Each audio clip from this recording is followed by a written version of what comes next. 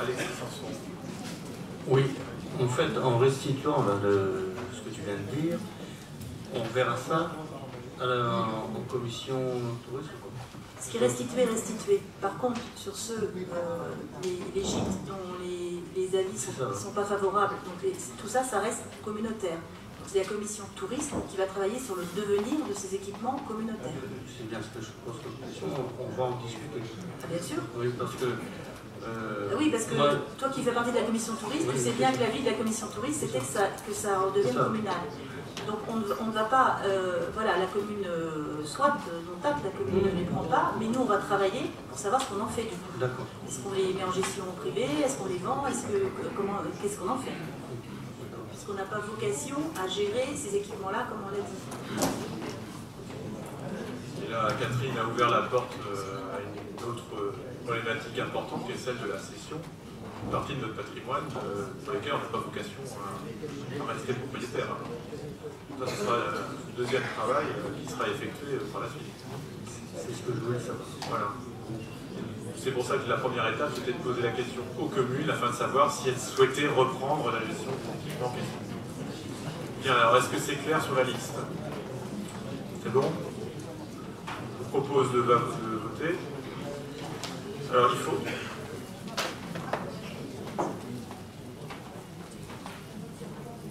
Voilà, vous pouvez...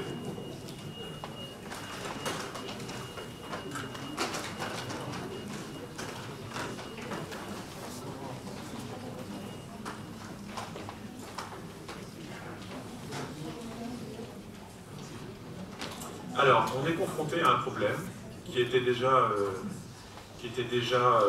là pour la question précédente. C'est que pour pouvoir délibérer favorablement sur ces questions de compétences, il faut que la règle de la majorité qualifiée aux 2/3 s'applique. C'est-à-dire qu'il faut 106 voix. Ça signifie que, bon, alors sur cette question de la rétrocession des équipements de type gîte qui sont touristiques aux communes, c'est pas très grave. On peut rester sur un statu quo, les équipements communautaires restent communautaires et les communes ne récupèrent pas. En revanche, j'allais y venir sur la question précédente qui concernait les voiries. Non mais je vous explique simplement, on est contraint aussi par la législation française à des règles. Alors pour les voiries et les équipements culturels et sportifs, on a délibéré et on avait le nombre de voix. C'était bon. En revanche, sur le volet action sociale, nous avions 80 votants et quelques. Donc, 84 voix, c'est-à-dire que la question n'est pas passée, puisque la règle des 2/3 ne s'est pas appliquée. Ça signifie par exemple que pour tout ce qui est ACM, eh bien, on se retrouve avec l'application à l'échelle toute communautaire de cette prise de compétence. Dès le 1er janvier, avec l'impossibilité d'avoir un délai supplémentaire. Ah mais il n'y a pas d'inverse. Il n'y a pas d'inverse, c'est-à-dire que là, le fait qu'il n'y ait pas eu plus de 106, il n'y ait pas eu au moins 106 votants en faveur de ce troisième point, nous amène à ne pas pouvoir... Si c'est possible, c'est la loi française qui s'applique. Oui. Est-ce que tu veux t'approcher de ton micro, s'il te plaît? C'est pas spécifique aux ACM. Non, mais je prends l'exemple des ACM, c'est l'ensemble. Oui, mais donc ça veut dire que, en ce qui nous concerne, au niveau de la commune de Breté, que nous demandions un retour de la banque alimentaire, de l'action sociale, RSA et compagnie, voilà. On va se retrouver... Bien sûr. Parce qu'en fait, alors c'est vrai que c'était dans la délibération. En effet, toutes ces modifications des statuts passent par un vote qui doit se faire à la majorité qualifiée, à savoir les 2/3 des membres. Et ça veut dire que si le CIAS de Breté reste intercommunal, ça veut dire que les CCAS des communes vont passer intercommunal. Voilà, bien sûr. C'est extension automatique. Donc la question que je vous pose de manière tout à fait solennelle, elle est simple. Est-ce que vous acceptez que nous repassions aux voix cette question? La question, je pense que s'il y a eu autant, il faut se poser aussi la question pourquoi on a eu autant d'abstention sur la question précédente. Oui. Je crois que certains ont donné des éléments de réponse. Il y a eu le problème sur les Ulysses, oui, qui a fait qu'on a limité. Daniel qui a dit très justement qu'on mettait peut-être des questions avec un peu trop de sujets, ce qui fait que les Ulysses, non mais il y a les noms qui s'additionnent, quoi qu'on en dise. Hein. Voilà, alors tu as dit que ça aurait pu être pire. Oui, on aurait pu tout. Et on aurait peut-être eu une majorité non qualifiante dans ce cas-là. Est-ce que si on revote, on ne peut pas saucissonner. Mais c'était la proposition que j'allais faire précisément.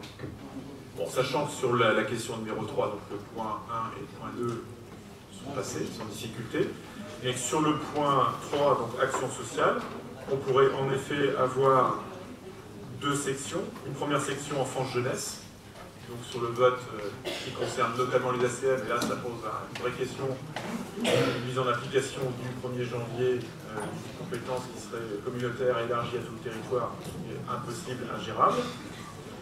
Et sur le point 4, donc action sociale, équipements médico-sociaux et animation sociale, on peut aussi avoir un deuxième vote. Moi, la réflexion qui me vient aussi à l'esprit ce soir, c'est que toutes ces questions ont été travaillées, retravaillées dans des commissions, les pôles territoriaux. Enfin, on a multiplié les réunions pour informer les élus communautaires. Bon, j'en conviens, sur le point des ULIS, il y a peut-être une carence dans l'examen de cette question-là. Mais on l'avait retiré, d'accord. Et c'est peut-être ça aussi qui a ajouté de la confusion et qui a généré de l'abstention. Donc moi, ce que je vous propose, c'est qu'on repasse ce point 3 de la question 3 en le dissociant de points, de façon à ce que ce soit clair, en ayant un premier point qui porte sur l'enfance-jeunesse, donc tout le volet des CL, et puis un autre paquet, parce que c'est peut-être là qu'il y a le plus d'ambiguïté ou d'incompréhension, sur l'action sociale, avec les équipements médicaux et sociaux, l'animation sociale avec les ludothèques, le centre social du Val-de-Sé, le forum du Martin. Et c'est vrai qu'on est soumis à cette règle de la majorité qualifiée. Et encore une fois, notre délibération a été en bonne et due forme. Donc demain, ça part en sous-préfecture, au contrôle de l'égalité. Et la délibération s'applique au 1er janvier, avec toutes les conséquences, malheureusement. Alors, mais à coup pas, j'aurais peut-être dû rappeler qu'il était nécessaire d'avoir cette majorité qualifiée. Ça aurait peut-être influé sur le vote de l'Assemblée. Cela dit, c'est inscrit, merci Hervé de le signaler, dans la délibération que vous avez sous les yeux. Dans la délibération et dans la note de présentation. Voilà, donc je suis désolé Daniel, parce qu'on va encore retarder ton départ et on va raccourcir ta nuit avant ton lever matinal, mais nous n'avons pas le choix, malheureusement. Donc on va attendre que Jessie revienne. Oui, alors il y a Jean-Luc Rochefort qui veut prendre la parole, tant qu'il attrape. Puisqu'on est obligé de saucissonner, effectivement c'est la meilleure solution, mais moi je demande qu'on saucissonne encore plus, tant pis si ça va durer plus longtemps, parce qu'il y a des points qui n'ont rien à voir. La gestion des équipements médico-sociaux de droit public qui ne concerne que le Val-de-Sé n'a rien à voir avec l'animation de la vie sociale, avec les ludothèques et autres. Très bien, dans ces cas-là, on va dissocier tous les points au sein de l'action sociale. Moi ça ne me pose pas de problème. On va essayer de faire ça rapidement. Mais ça va être la même chose pour les gîtes, hein, on en avait conscience. Potentiellement, les gîtes communaux, si on ne vote pas la définition de l'intérêt communautaire, les gîtes communaux vont passer communautaires. Enfin, je veux dire, on se retrouve avec tous les gîtes. Alors on va déjà traiter la question.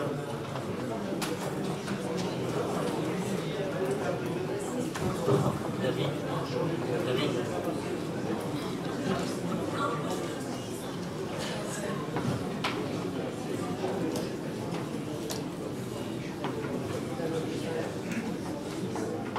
Bien, donc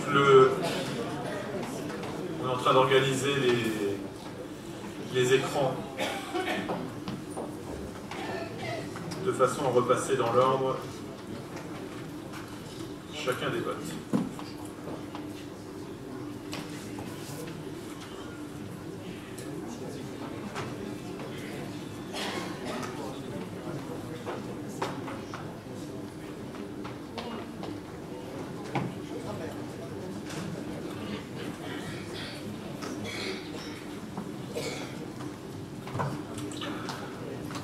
Je voudrais dire un mot, s'il vous plaît. Oui, Hervé. La partie Ulysse va se trouver où? La partie Ulysse ne figure pas. Elle était purement... Donc ça reste tel que c'est. Oui. Ça restera tel que c'est. Ça deviendra... Alors, on a déjà eu l'occasion d'en parler. On retire la question Ulysse purement et simplement, en attendant on retire pour le moins simplement la question. Et demain, on attrapera notre téléphone, on discutera avec la sous-préfecture pour savoir de quelle façon on peut, dans un délai raisonnable, rendre une délibération en bonne et due forme. Non, parce que et comme ça, on reste sur le territoire où c'est communautaire, où c'était communautaire, avec un fonctionnement communautaire, quitte à se faire retoquer en contrôle de légalité, et idem pour le fonctionnement communal. C'est un risque qu'on prend sur cette question spécifique des ULIS, sachant qu'à mon avis, les frais engagés dans le fonctionnement, il y aura peu de conséquences. Autant c'est... Non, mais c'est pas que ça. Moi, je reconstruis mon école. J'investis. Et dans le... si on délibère le 31 janvier. Oui, non, mais j'attire l'attention. C'est-à-dire que j'investis, il y a des milliers d'euros sur la partie d'aménagement pour les...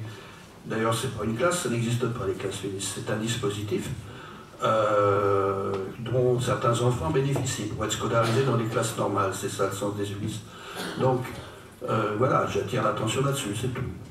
Donc, ce que l'on va faire, c'est garder le fonctionnement tel qu'il existe aujourd'hui, avec d'un côté la prise en charge par les communes, de l'autre côté par la communauté, l'ancienne communauté à Manche-Mont-Saint-Michel. Encore une fois, quitte à avoir l'intervention du contrôle de légalité, notamment sur des paiements.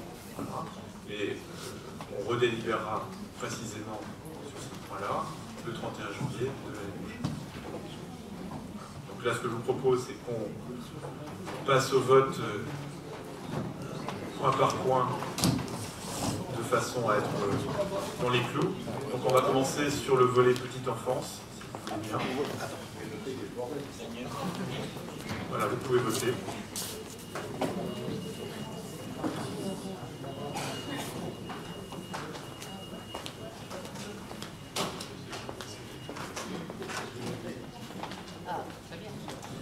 Donc 127 votes reçus, 117 favorables. Donc cette fois-ci, nous avons la majorité qualifiée avec simplement 5 votes défavorables et 5 abstentions. Merci. On passe au point suivant. Donc c'est le point sur la santé avec les dispositions telles qu'elles ont été décrites, avec le maintien à l'échelon communal, notamment des questions liées au recrutement des médecins.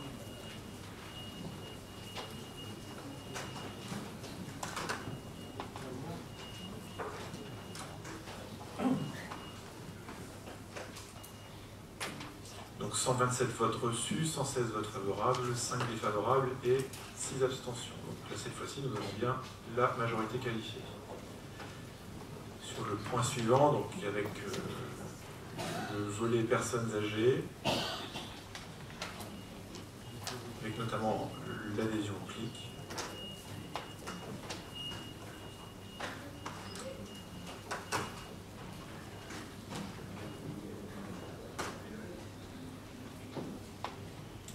Donc 129 reçus, 123 favorables, 3 défavorables et 3 abstentions, donc majorité qualifiée obtenue.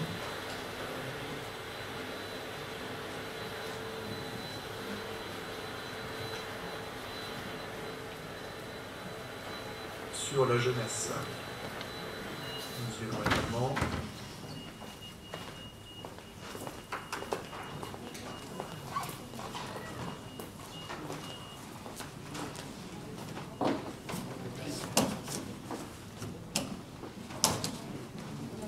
Donc 129 votes reçus, 118 favorables, 6 défavorables et 5 abstentions, donc majorité requise obtenue.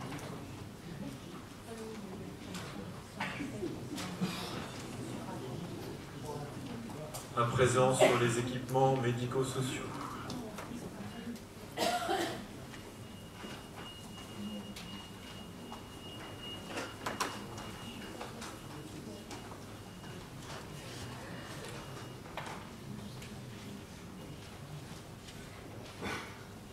Donc 130 votes reçus, 120 favorables, 5 défavorables et 5 abstentions, donc majorité qualifiée obtenue.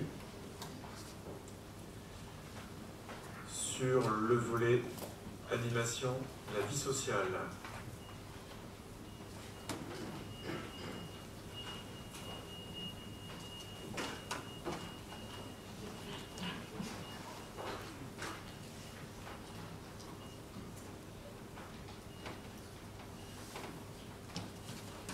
Donc 127 votes reçus, 106 votes favorables, 8 défavorables et 13 abstentions. Donc là, on est sur une majorité qualifiée à l'arraché. Mais nous l'avons.